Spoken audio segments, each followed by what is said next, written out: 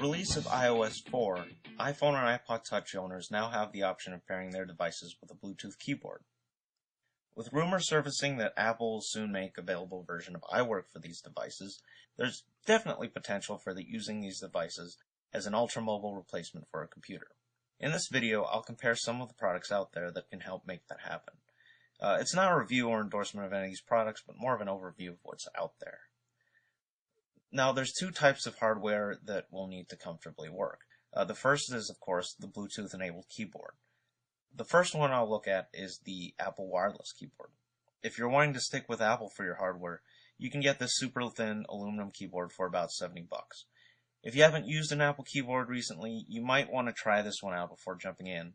The low-profile calculator-style keys seem to inspire a lot of love or hate in customer reviews. There's also the Matthias folding keyboard. If you're short on space, this keyboard by the Canadian company Matthias can be folded in half. Not quite small enough to fit in the pocket of your jeans, but probably small enough to fit in a small bag or purse. It also has the advantage of having a full number keypad, which is something the Apple keyboard doesn't have.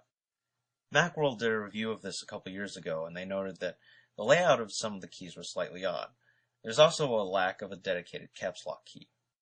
If you're looking for a really cheap and durable solution, you may be interested in one of these flexible keyboards that are currently being made by a whole bunch of different companies. These keyboards can be rolled up for easy transport and easily cleaned if you spill your drink on them. You will, however, need a flat, hard surface in order to use it. You also need to keep in mind that because the keys are soft, it's a very different experience from typing on a normal keyboard. Based on some of the comments on this thread on Engadget, you really have to mash down on the keys in order to get them to register.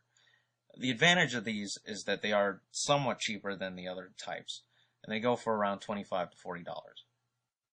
The second piece of the puzzle is a stand in order to prop up the device, and there's no shortage of people out there trying to sell you a stand.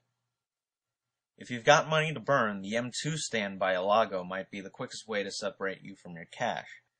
At $25 to $30, it brings a lot of the curvy aluminum look that Apple users have come to expect.